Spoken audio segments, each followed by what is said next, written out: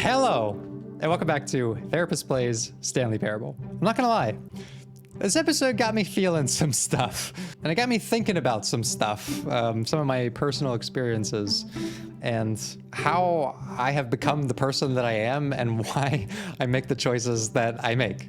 I think that this game has a very special way of drawing that out of us. There's so much going on here that's just kind of impossible to unpack in the intro, so what I will just say is this. This game is like nothing else I've played, and I have just barely scratched the surface with only a couple of endings. But I'm very curious to see where things go from here.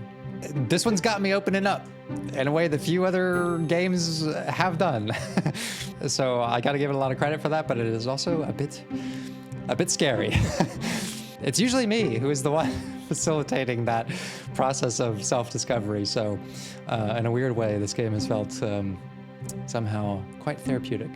And if you've enjoyed this game, I'm sure it's had a similar effect on you too. So without further delay, I really enjoyed this episode, and I hope you do as well. Hello, and welcome back. All right, it's time to take Stanley on his next adventure here. And I just booted up the game, and I don't recall this happening last time, so this must be something new. Before we get started, can I just say something? Thank you for actually setting the clock both times you've booted up the game. A lot of people don't take that step seriously. They just leave the clock set at 12 and call it a day. But you're actually taking the time to set the clock, and I appreciate that. That's how I know that you care about this experience. You're paying attention. I'm being observed even in, like, the margins of the game, like beyond the main text, I'm being observed. I don't even have any way of knowing if the times you're setting are correct. Tell you what, I'll make you a deal. Since you've been so cooperative, next time you boot up the game and see the screen, just set the clock to your favorite time. Go ahead, pick whatever time you want, even if it's not the correct time. You've earned it. So I'm being thanked for following directions, and my reward is I get to make my own choice. Part of me is like, cool. That's a nice little incentive to communicate the value of compliance with rewards. But part of me also thinks that this is just another manipulation tactic. All right, I'll let you get back to the video game now. I guess we'll see where that goes. Like, it's actually not my choice then. If I pick the incorrect time, like just based on what my favorite is, but he just told me to. I don't know, the narrator, it's not the narrator, I guess it's the game designers. They just told me to do it. So it's not my choice. It's still a direction. God damn it, I already am feeling resistant. Maybe I'll just keep setting the correct time. Either way, I can't make my own choice. This is frustrating. Okay, I'm just gonna continue.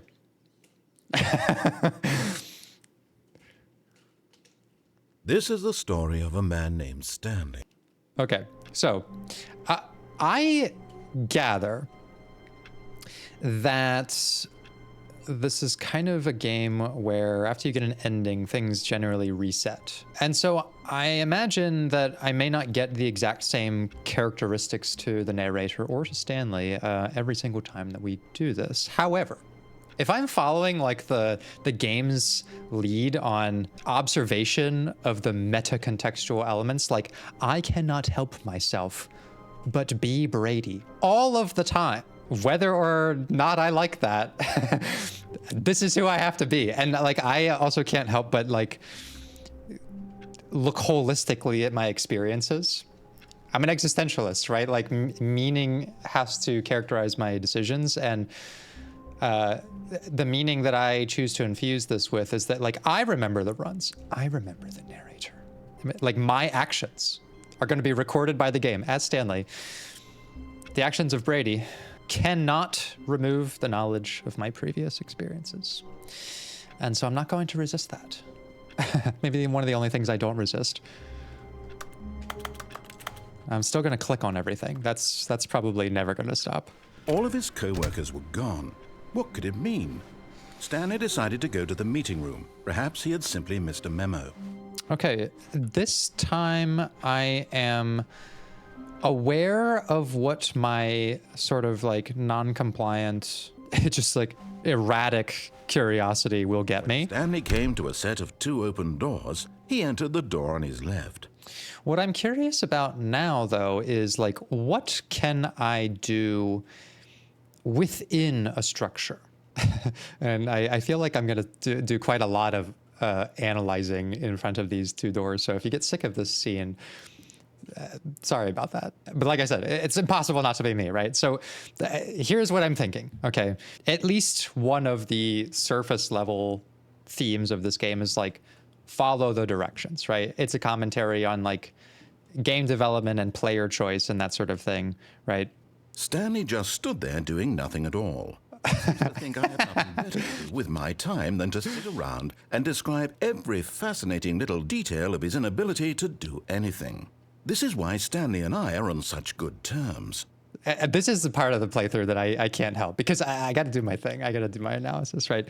But when I think about choice in general, right, there is a subject related to that, which is like control, personal agency. And the thing that combines both of those for me, how we tend to make our own choices and whether or not we feel okay with someone else telling us what to do, like living within a structure like a game, is we have to talk about the idea of limit setting. Okay. Setting limits. So there are limits everywhere. Every part of your life has them. And the way that you interact with limitations can show us a lot about your personality and your upbringing, as well as help us understand how you tend to make decisions within and outside of various social structures. So just for an example, like if I just go through like one day in my life, right, there is a limit on like how long I sleep, right? Even before the day has started, like the previous day, I'm setting a limit on like sleep, right? I want to get a certain amount of it. There's a limit on how much time I give myself between waking up and like getting ready for work. Actually, there's actually probably quite a few limits. Like how long do I give myself for breakfast, to shower, to dress myself, right? And this changes day to day based on just general energy and laziness. We put limits on our diet, right?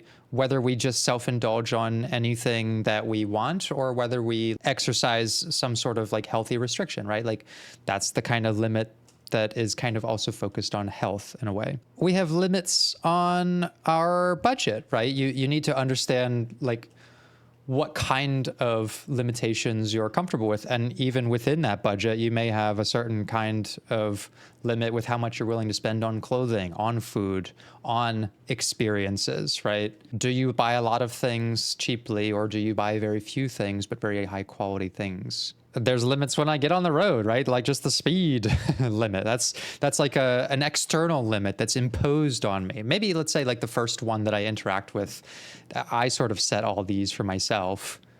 But even then, they're like constructs of I have a job and I have to have these to like work in the limitations of that job.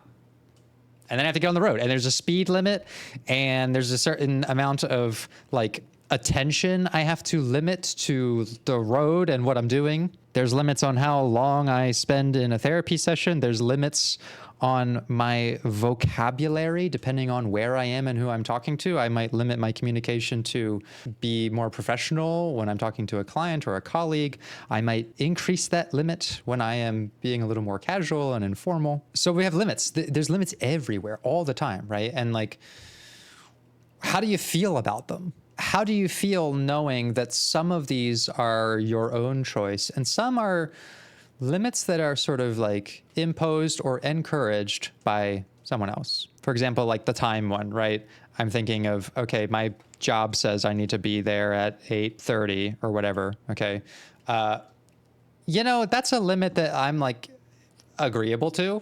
If I were free to make all my own choices, maybe not. But there's also a limit on like, they're the ones who pay me, right? And I've taken this job accepting a certain amount, a limit, right, on that. But this is like kind of a commonly shared value to put a limitation on. the more people who have accepted it, right, in my community or social circle, the less likely I am to maybe question it, let's say. It's a common social limit. And so a lot of these, like, we're kind of just on autopilot with, right? Like, I'm not thinking, I mean, I personally am thinking about it because I just think about this shit all the time. I can't help myself. But like, let's say the average day, I'm not like thinking about all of these limitations and constantly reevaluating whether I like where they're at. Like they're sort of passive things I'm passively aware of at this point. But when limits change, when they change, that is where we start to sort of ask questions. Okay, like why? If I'm being limited more, restricted more, I kind of want to know why. If they suddenly want me to show up at like 7:30, why? Because that upsets all of this, right? Like there's like reorganization needed everywhere for this, right? Just the entire morning routine and all of this stuff, right? So we tend to question that, right? When limits are set by other people, other forces, social constructs like society, there's laws, obviously, but there's just like implicit rules about, what's appropriate to say and what's not. Okay, like there's all kinds of limits everywhere, but especially the ones that are subjectively imposed by like your job or some sort of authority figure, like the narrator. He's throwing up a lot of this stuff. Okay, like. But I don't know why yet, right? And so like when I don't have a concrete thing that's tangible, that I understand why the limit is, why there are just 2 doors. Why isn't there 3? Why is this one better? This is so brilliantly designed as well. Like they're so they're so neutrally similar, but the game has sort of communicated more narrative weight to this one on the left, which like kind of changes my perception on the limitation of my choice here, right? It invites the question of consequences, of like, what happens if I don't live or act within that limitation? What if I just try to act outside of it, right? Like we kind of tried a little bit of that last time. And so when you look at people's lives, like as I'm listening to someone in therapy and I'm trying to understand where the difficulties in changing behaviors are, I'm kind of like listening for, how does this person like live with limitation? If they kind of struggle with self-control, right? A part of my work is in addiction counseling right now. And so like that is inherently a challenging area of self-control. Addiction as a lifestyle is about having no limits. Essentially, like none of this stuff matters in comparison to like the main thing that I'm addicted to, right? Like I'll compromise any limit to get that thing. So we're working a lot on like, how does this person learn to set limits, self-control in their life, and also not like hate them because you need them, like to be a functioning adult, right? Like we all need limits, and to not live miserably within them. Okay. So I'm gonna follow this forward with this in mind, right? Like what are the limits being placed on us? How do we feel about them? How does Brady feel about them specifically? I think that this episode is going to turn a little bit into like some self-therapy, because it will be hard not to give very personal examples of this to demonstrate my point. But think about yourself as well, right? Like, how do you feel about limits? How do you feel when other people set them for you? The character of Stanley, I know he's like minimally a character, but like sometimes there's comfort in that, right? Set the limit for me. Tell me exactly what to do, and I know that I have to just be in that little structure, and like I'm good with that. You know, the more I have to set my own limits, the more I have to think about stuff. The more my choices are my own, the consequences are my own, right? And so that can also make us avoid expanding limits, right? Because limit setting is not just about closing limits down. It is also about like expanding them. If you want to do more of something, spend more time on things, you have to like increase the limit, right? I want to spend more time reading, more time with the family, whatever, right? So just keep all this in mind. I am putting a limit on you right now to think about this, to put this in a little box, right? Like you could just, now you can see that they're everywhere. There's a limit on what they told me to do with the time signature thing and what I can do. And there's limits in what controls I have and where I'm able to go. Game design, full of them, right? And how does the player interact with them? Keep all of this in mind. Or don't. The choice is yours. Or is it? Yet there was not a single person here either. Feeling a wave of disbelief, Stanley decided to go up to his boss's office, hoping he might find an answer there. Okay, I'm going to check out some of the stuff in this room. I love that. It's just like generic work stuff. RIP Franz as well. Do not alter without consulting the whiteboard manager. Ideas and development. Look at all the limits, right? Making a plan is limit setting. Having a meeting room is limiting the kinds of discussions and appropriate level of knowledge sharing to this room, right? Now you can say that limits also have like visual, environmental associations. I tend to be a little more productive when I'm at work than I am at home, because like someone else kind of sets those limits for me and I'm surrounded by all of the visual identifiers that tell me these limits are in place. And then when I'm at home, I just do whatever the fuck I want, right? It's a little harder to set limits, you know, to tell yourself, hey, Brady, it's time to record another Disco Elysium episode. That was unfair. That was unfair to the people holding out for that series. I will finish it. There's another episode coming soon. What do people want? They want things. They want money. They want more money. Things, but with money to buy more things. Graphs. I like graphs.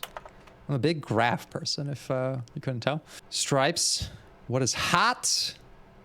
Target demographics. Teenagers. Profits. Yeah, it's kind of like game. This is like a games developer's room. Just generic business conversations. Throw something in the ideas bin. Space between the teenagers. We need reviews. 402 plus 405 want to get rid of the death sport portion in the primary review schedule, but I think it's a stupid idea. Charts need to be more hip to appeal to teenage demographic. Find teenagers to put in teenage demographic. So teenagers are especially hard to set limits with. If you are a parent, kind of building on our ideas from the last episode. Oh my God, yeah. Think of like the evolution of a child. I guess I should say development of a child. That's more psychologically appropriate. They're not Pokemon, but they evolve. They evolve over time, right? And so do their response to limits, right? Very young children have no choice but to live in the limits that you set for them, right? They literally don't have a choice. But as they start to grow up and become teenagers, who do go somewhere on the teenager pie chart, they want to ask why those limits are there, and they really want to push them. This is a very like experimental phase in a lot of people's lives. Very common, right? What can I get away with? As you can tell, though, the experience of teenagers usually is that like going from a place where there are lots of limitations imposed by my parents and my school and whatever, to like having my own freedoms and like making my own choices is a very positive association. And so there's a negative association whenever they have to go back to limitations. So we resist them until we become adults, and maybe we learn that like some limitations are good, right? They keep you employed and safe and whatever else. But we also don't like them still, and maybe never will. It's complicated, right? There's lots of stuff going on here, and we're going to dig into plenty of it as we continue. But that's kind of what I'm keeping in mind as well when I think about like I'm feeling very teenager-like here, where when I get to make my own choices, you can see the like stupid grin I get. Like I'm having a positive association with this motion, right? Like you tell me what to do, I resist that, I do what I want, and that's a good feeling.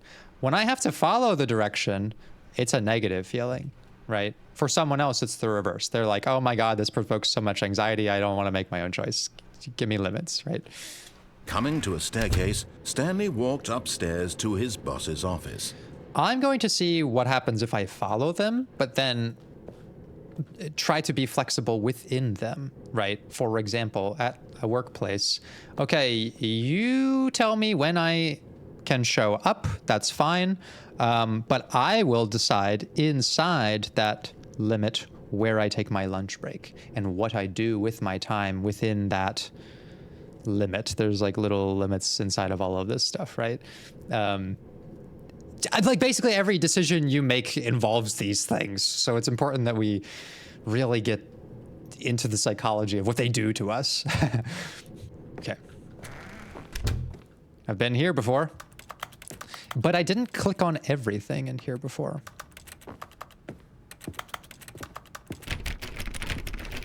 Okay, I'm in the boss's office, but I don't necessarily think I...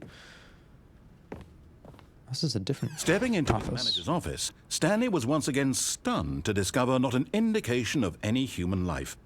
Shocked, unraveled, Stanley wondered in disbelief who orchestrated this. What dark secret was being held from him?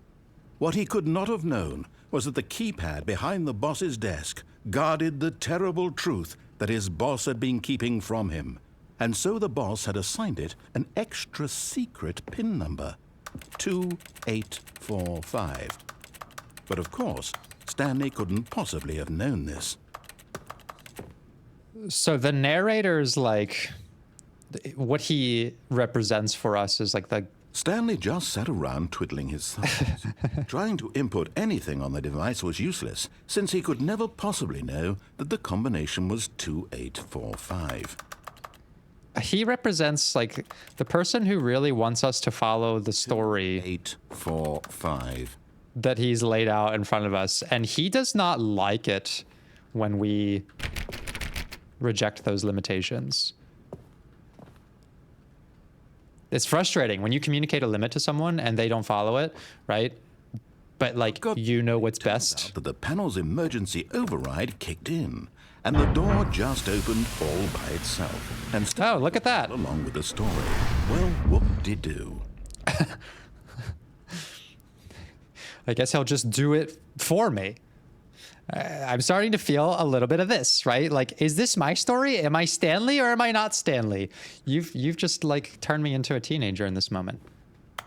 I don't like that limitation. Where did the lights go? I don't want to go in there. How about I... Oh, I can actually put stuff in here. What if I do like...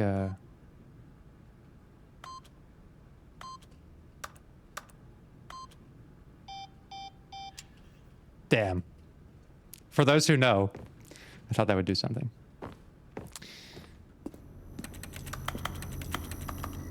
Okay, I guess I'm staying in the story this time. What's back here? Nothing.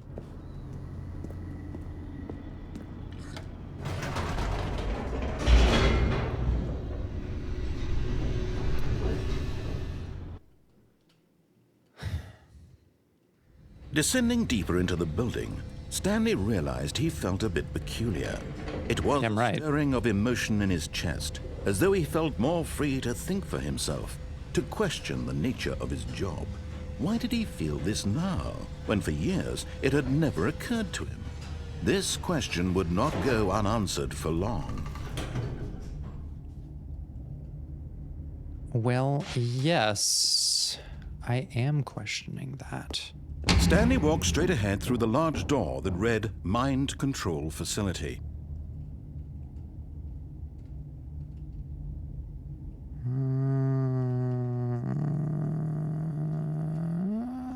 Although this passageway had the word escape written on it, the truth was that at the end of this hall, Stanley would meet his violent death. No, I don't believe you. I don't believe you. The door behind him was not shut. Stanley still had every opportunity to turn around and get back on track. At this point, Stanley was making a conscious, concerted effort to walk forward and willingly confront his death. I am going to test the limitations of maybe my very own life force. Who would knowingly walk into a facility that says mind control facility on it?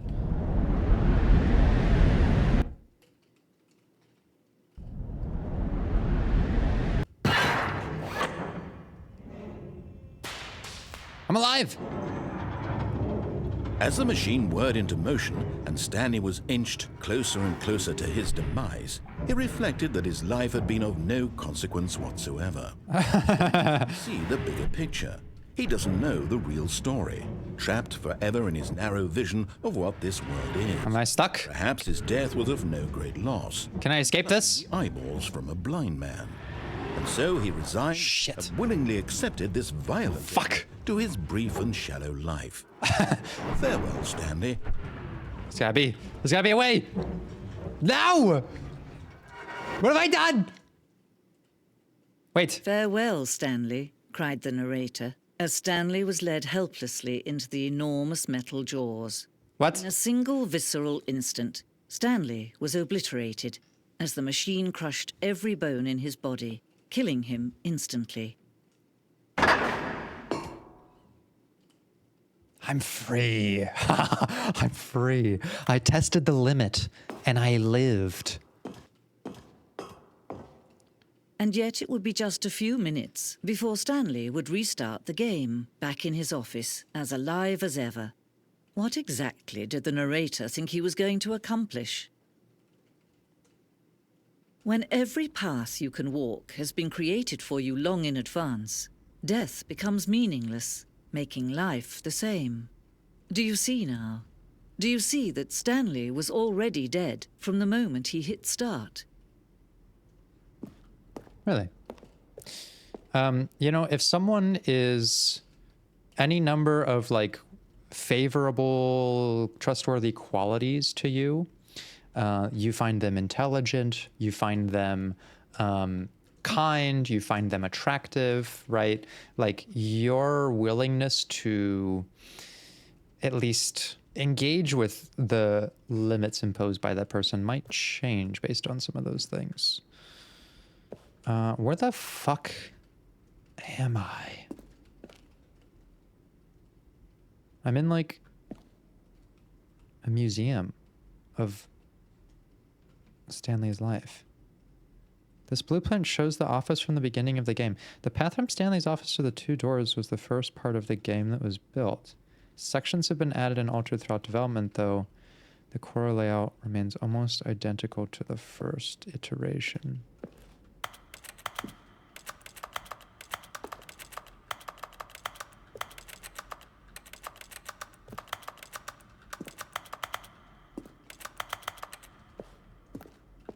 Oh, there's a nice echo.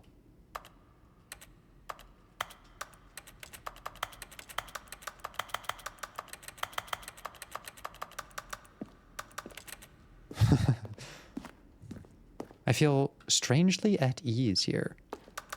The set of the two doors was the first concrete piece of the Stanley Parable's design. Once this room was created, the rest of the game emerged as an extension of it. An exploration of the contradiction this room posed.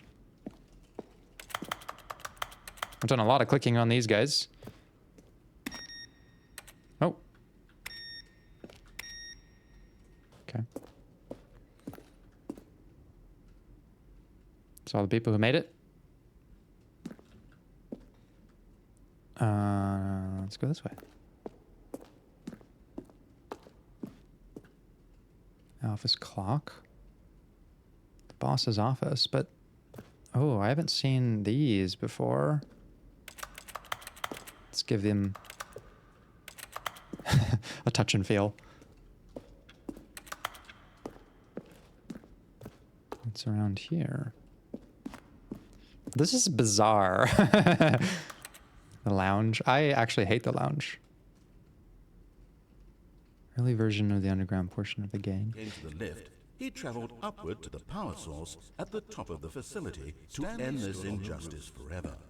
I feel like I'm seeing something I shouldn't be. I feel like I'm seeing too much. Kevin Brighting, the voice of the narrator, recorded dialogue for the entire game. Number 4. Roughly 3 separate times over the 2 years of development. These are clips from early takes that were not used. Okay. Freedom ending. This was the very first incarnation of the freedom ending in the game's alpha. I feel like I'm being exposed to layers of the game that I should have maybe experimented more with before I've seen all this stuff. Like, I don't even know what this is, the countdown room. This is the same thing that happened to me with Slay the Princess. Like, the very second episode, I, like, got the ending where everything fucking breaks. And I saw every voice that you would see throughout the rest of the playthrough. This feels a little bit like that. What is wrong with me? Why am I like this? What is this? What's that? What's happening? I don't want to know what happens when that stops.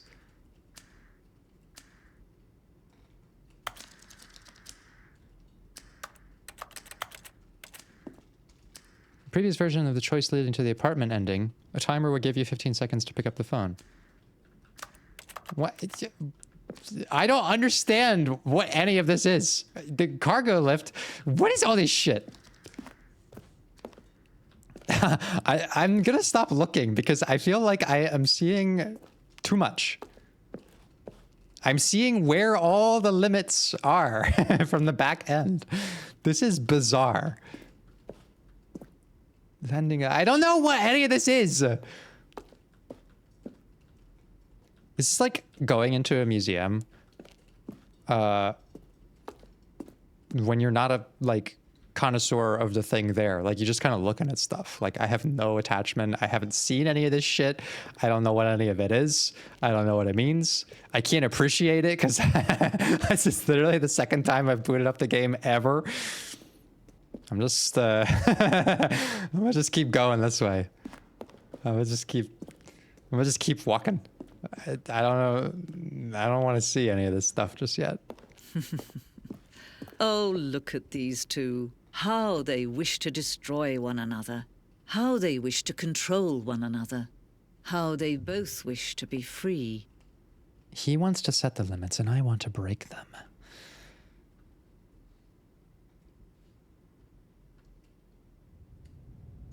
Can you see? Can you see how much they need one another? No, perhaps not. Sometimes these things cannot be seen. But listen to me. You can still save those two. You can stop the program before they both fail. Push escape and press quit. There's no other way to beat this game. What? As long as you move forward, you'll be walking someone else's path. Really? Now it'll be your only true choice. That's what... You do choose it. Don't let time choose for you. Don't let time...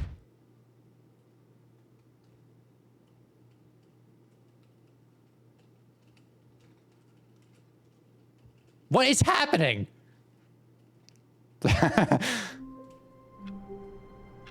Fuck. I'm back here. Hearing that statement of this is your only real choice just immediately made me distrust it. It's just like setting the clock. Like, it's not my choice. Having the ability to pause and quit is artificial control over the direction of the story. Like, either way, I end up here again as Stanley, doing the same shit. If you communicate to me that there is a limit and it's not understood why, like what the actual consequences are, and if there are consequences that are different between this and this, then I'm always going to have a negative association with that limit being imposed. Just me personally, right? And maybe I should get a little bit into why. But let's see. All of his co-workers were gone. What could it mean? Stanley decided to go to the meeting room. Perhaps he had simply missed a... No, this is bullshit, okay? Stanley went around touching every... Yeah. Oh, please. You're goddamn right. Are you really just doing this for the achievement? I'll touch anything. 4 or 5 times. Is that all that you think an achievement is worth? No. I can't just give these Shut up. away for such little effort. A measly 5 clicks. Shut Now up. suppose you were to click the door when Stanley came to a set of 2 open... No. This was not the correct way. You can see this is destroying my like compliant behavior structure. Employee lounge first, just to admire it. Get fucked. What's back there? I want to know. If I don't understand what the limit is for, I will not live in it. Room worth admiring, but eager to get back to business. Nope. Stanley took the first open door on his left. Absolutely not. Stanley was so bad at following directions, it's incredible he wasn't fired years ago. You know what? The one thing it told me I can't do, or that I shouldn't do, is just this. But in his eagerness to prove that he is in control of the story and no one gets to tell him what to do, Stanley left from the platform and plunged to his death. Good job, Stanley. Everyone thinks you are very powerful. No! No, I've been so called out. You can see how like strongly I associate defining my own limits with like empowerment. And the game just severely called me out for that. I'll tell you why I'm like this. So I grew up as a teenager in America, okay? And I went to school. I went to private school. And one of the limits, one of many, that I have distinct emotional memories of is like the limits on clothing, right? I had to wear a uniform. And okay, like you're at school, there's limits on what you have to study and how long you have to study it and what you can learn and how long you have to sit in the fucking chair. And like, I was pretty fine with a lot of that stuff, right? But this one felt different. This was a limitation imposed on my like self-expression, okay? And I didn't really get why.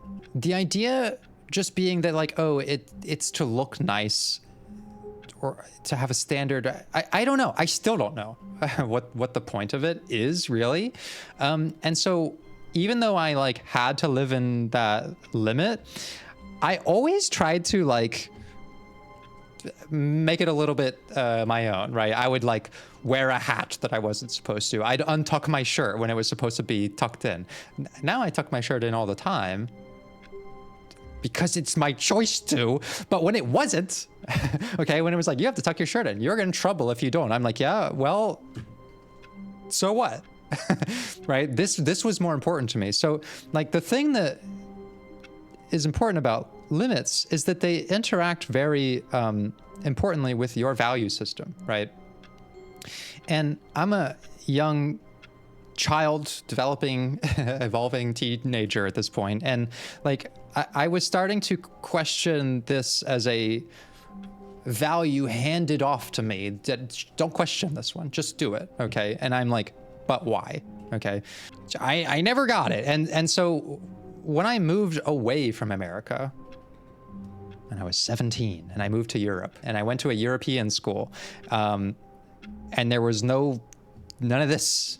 And there are schools in America that don't have this as well, but like, this is just my experience, right? I associated that change with quite a freedom from restrictions, and not just the clothing thing.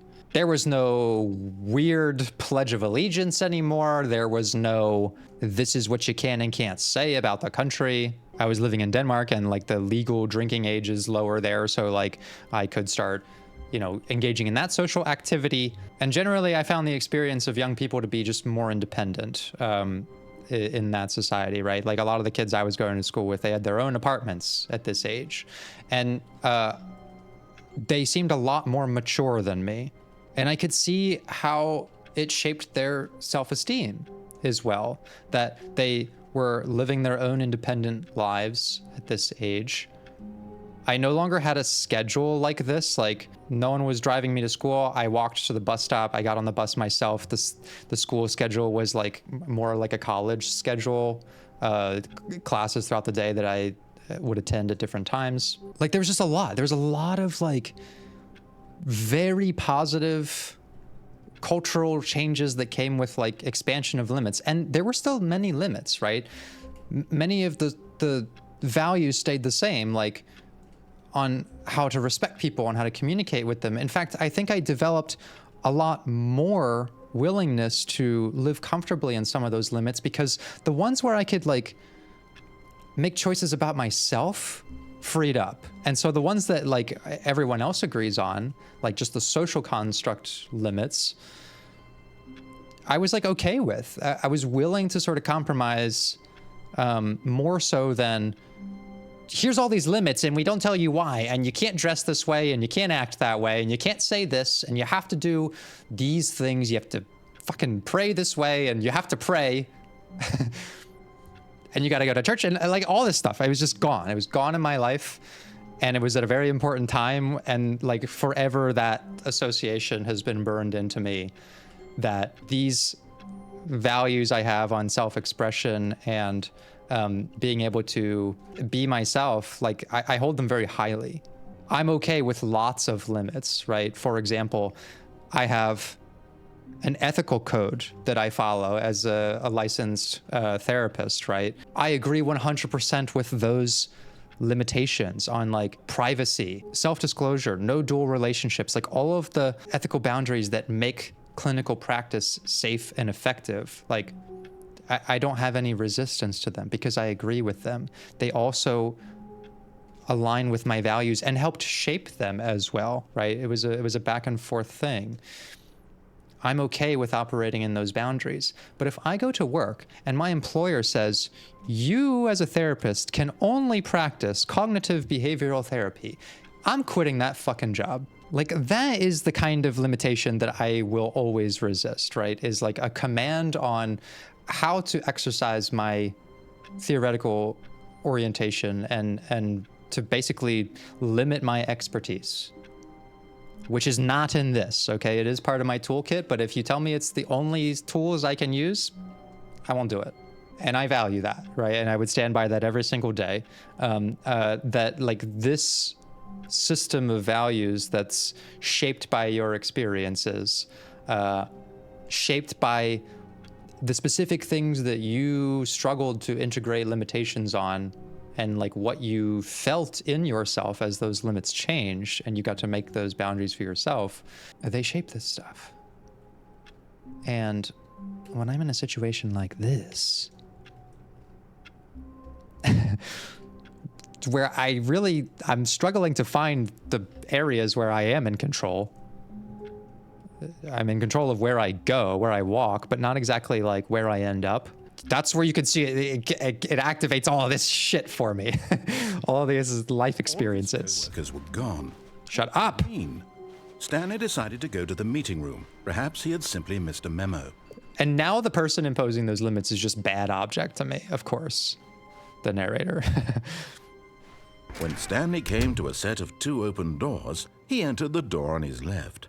So now I'm at a point where the emotions I can feel are like desire to escape, to break the limits as much as I can. But just for a demonstration of like how to actually work on yourself, if you relate to some of the ideas that I'm talking about here, whether you want to exercise more self-control in your life or you want to learn to accept the limitations that are in it. And that is something we all have to do, right? Like, one, I'm practicing awareness of like, what am I feeling right now? I'm feeling frustrated because I'm getting in touch with these memories and associations with externally imposed limits and not having good reasons for them in my mind.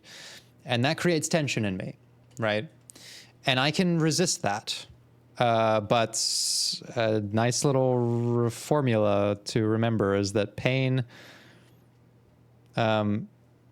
plus resistance is what tends to create our suffering. There's going to be pain. Okay, that's assumed. That's life. But it's usually the resistance to some of it that creates the like suffering part. And don't get me wrong, there's plenty of things that you totally should resist, right? But like I just have to do a little bit of a an assessment of the situation and see that continuing to resist the structure of the game is just going to make me feel worse. Not that I'm like actually feeling worse. This is all part of the role play, right? But I'm trying to get into character of myself here to fit with the educational angle of this episode, right? So like I can continue to resist this, and I can resist all the limits in my life, and I can not show up at work on time, and I can, eat whatever I want and get sick, and I can abandon all of my values and virtues because I simply hate the idea of limits so much that I'll isolate myself from anything, right? I could do that. This would be very teenager-like. Or I could ask the question of like, okay, here is where I'm at, right? This is just reality. I'm in the the limits of reality right now. And let's say I'm making the choice not to try to resist that and live outside of it anymore. I have two choices. One of these I know just leads to my own death and frustration. So instead of changing the situation, can I change how I feel about the situation? Can I learn to live within a limit? And if they're not going to give me a good reason, can I find one myself, right? That is the exercise that we're trying to do here. Can I define for myself an objective that feels personal within this limit so that I'm not just resisting because someone else told me what to do? If this is the limit, but I get to make my own choice inside of it, then I'm still me. I'm still me, goddammit. And I will wear your uniform, but I will not tuck it in. So I'm going to follow directions. Yet there was not a single person here either. Feeling a wave of disbelief, Stanley decided to go up to his boss's. Coming to a staircase, Stanley walked upstairs to his boss's office. I will do that. Stepping into his manager's office, Stanley was once again stunned to discover not an indication of any human life. What could it mean? Stanley wondered aloud to nobody. He began wildly tearing through papers on the boss's desk, pulling books off the shelf, looking behind paintings, desperate for clues to his situation. That's different than last time. His attention was caught by a keypad behind the boss's desk. What could its purpose be? In fact, this keypad guarded the terrible secret that lay buried below his feet. And so the boss had assigned it an extra secret PIN number, 2845. But of course, Stanley couldn't possibly have known this. Okay, let's give it a shot. Stanley yet incredibly, by simply pushing random buttons on the keypad, Stanley happened to input the correct code by sheer luck. Amazing. He stepped into the newly opened passageway. All right, narrator. Let's see if you do actually present me with the one choice I get to make for myself.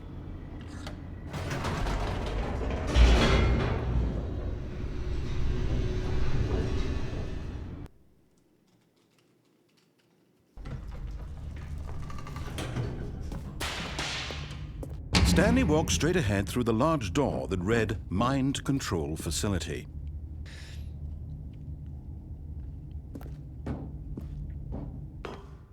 Okay. I'm gonna see what happens this time.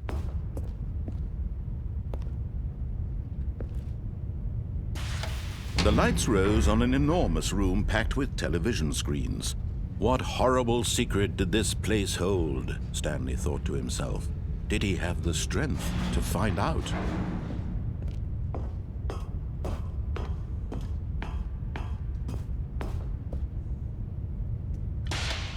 Now the monitors jumped to life, their true nature revealed. Each bore the number of an employee in the building. Stanley's co-workers.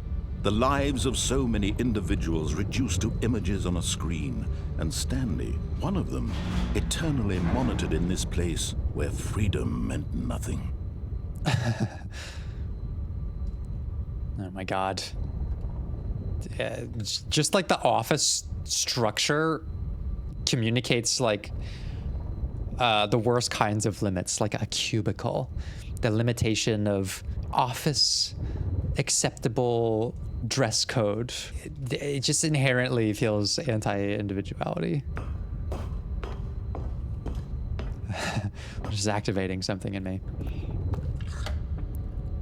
This mind control facility, it was too horrible to believe. It couldn't be true.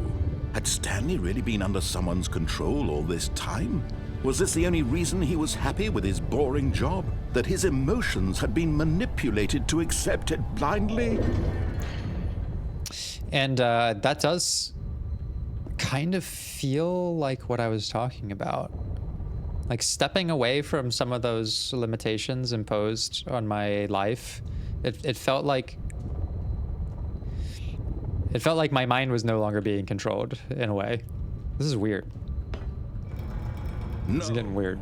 He refused to believe it. He couldn't accept it. His own life in someone else's control? Never. It was unthinkable, wasn't it? Was it even possible? Had he truly spent his entire life utterly blind to the world? But here was the proof. The heart of the operation. Controls labeled with emotions. Happy, or sad, or content.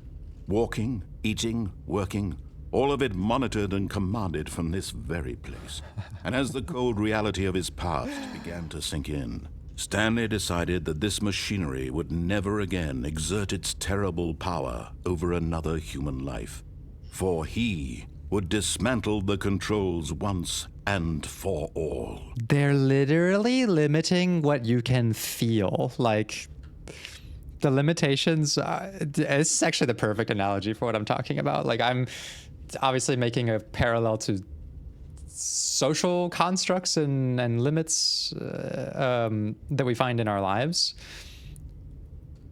But you know what? Like, the fact that this is the narrative that I've been resisting, it is creating a positive association. Like, this is something I care about. This is in my value system. To be able to think and feel and express what you want. It's the whole fucking reason I became a therapist. Is I help people like live their lives with more freedom, deeper access to their emotions, more skills to feel confident that like their choices are their own and that they matter and that they're not just impulses created out of traumatic experiences. Like we're trying to create the conditions in someone's life where they feel more themselves. It's not just about control, I don't think. The idea that therapy is about controlling your emotions, that feels like not in spirit of the pursuit of wellness. It's not to control your life better, like authoritatively. It's just to feel a deeper connection to the things that you experience. Like, you're going to be sad. You can't control that. Can you feel connected to that emotion in a real way that helps you, rather than feeling like because you are depressed, it limits your ability to socialize? Because you're anxious, it limits your ability to be calm in your day-to-day. Because you don't like the way that you look or feel all the time, you impose harsh limits on eating, restricted diet. Maybe not enough people showed love and kindness to us, and so we choose the wrong people who give us a kind of shallow validation. We're all just trying to live life better, right? But sometimes these are overcorrective. The value judgment gets mixed up with the sensation of freedom, that if I restrict my diet, I have freedom of body image. If I take this drug, I have freedom of what sensations I experience. If I choose this person, I have freedom of feeling wanted, even though I may only just be being used.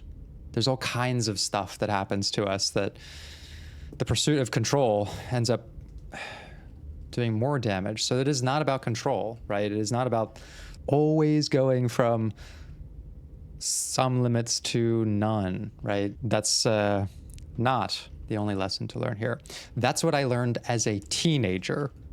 And it's definitely something I've carried with me, but you can see how dysfunctional I get when I just hold on to it. Like, I literally just let myself be collapsed into a fucking mechanical press in pursuit of this. Like, that is my actual 17-year-old self acting that way. I enjoy this work of learning about yourself, not to control how many limits are in your life, but to be able to survive a world that naturally has them, but have the freedom to choose what they mean to you and how you feel about them within those boundaries. And the game presenting me this, like, I'm not feeling a lot of resistance to this narrative. I'm highly sympathetic to the idea that someone is out there trying to control how you feel, literally with buttons and levers. So I do want to turn this thing off. I think seeing that there are so many other people in this like shared situation as well has like activated something in me too. It's like my therapist side who's like, I'm okay with living in those limits if it means I can help other people free themselves up from them.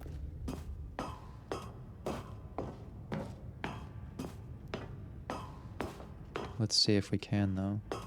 And when at last he found the source of the room's power, he knew it was his duty, his obligation, to put an end to this horrible place and to everything it stood for. Okay. Okay. I've just accepted that this is the situation, and I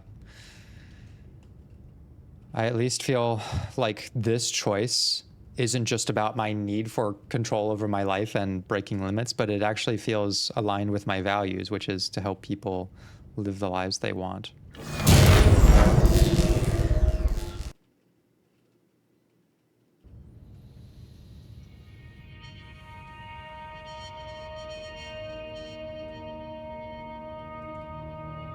Blackness and a rising chill of uncertainty. Was it over? Yes.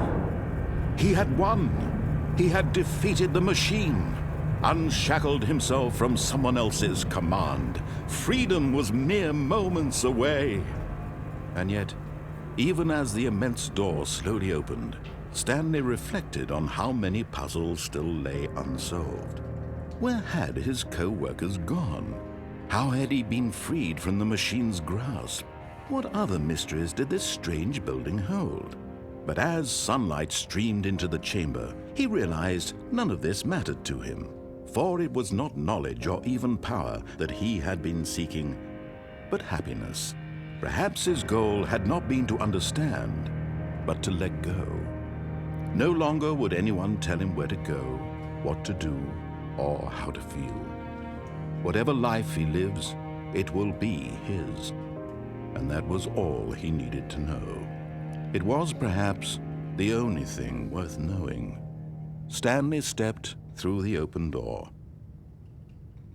It is both wonderful and kind of creepy how perfectly this game is presenting the theme of what I've been talking about this whole time and what my life experience has shown me.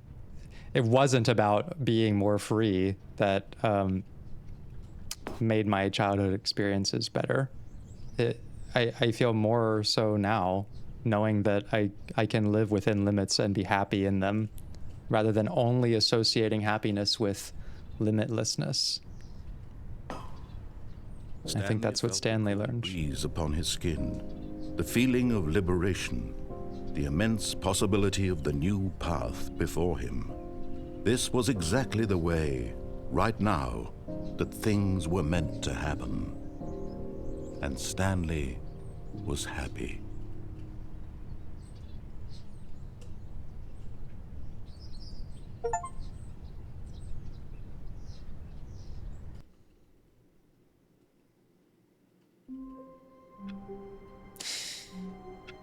And yet, here we are again.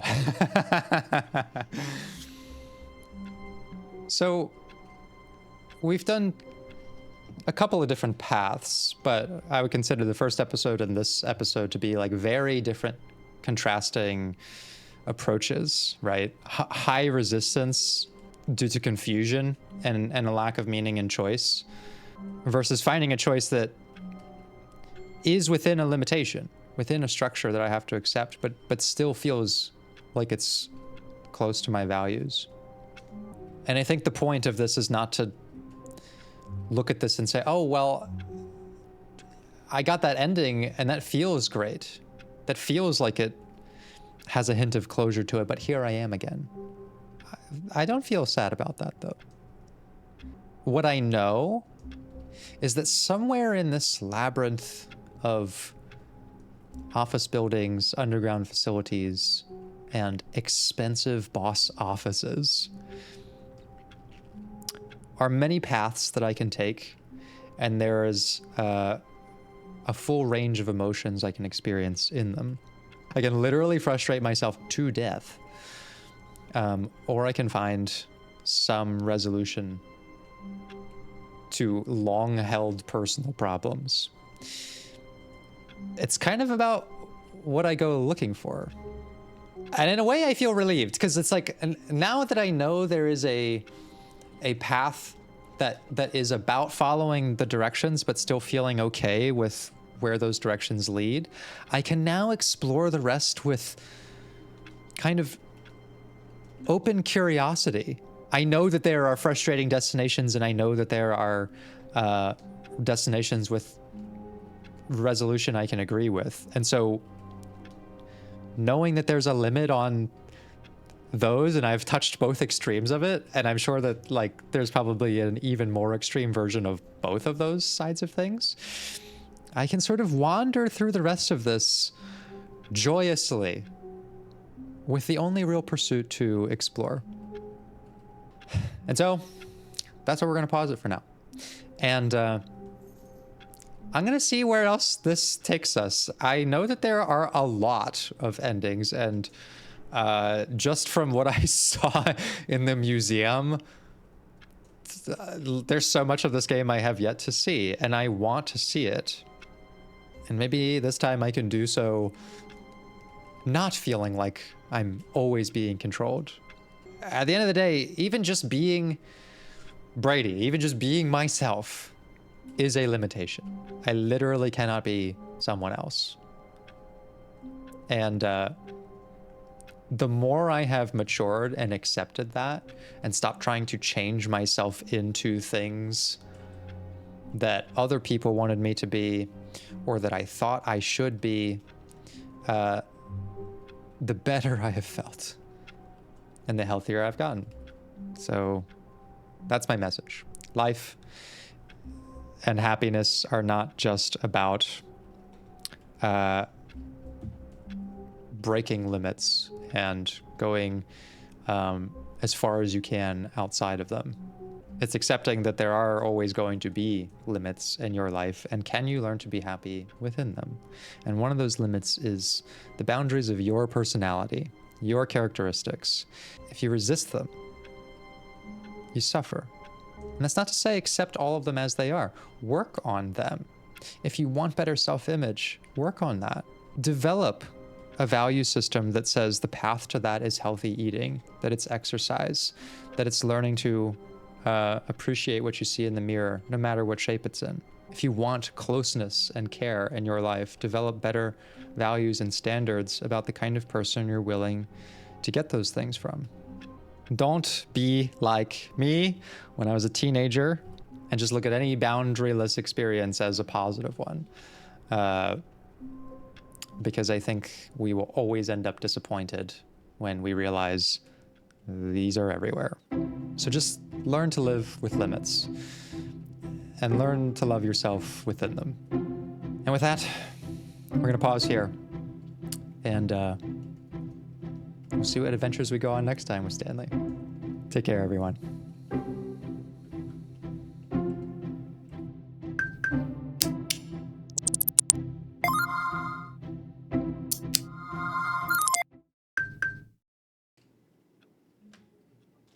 Wait, what? I just You can crouch? What the hell? I was just going to turn off my recording and I realized you can crouch. This changes everything!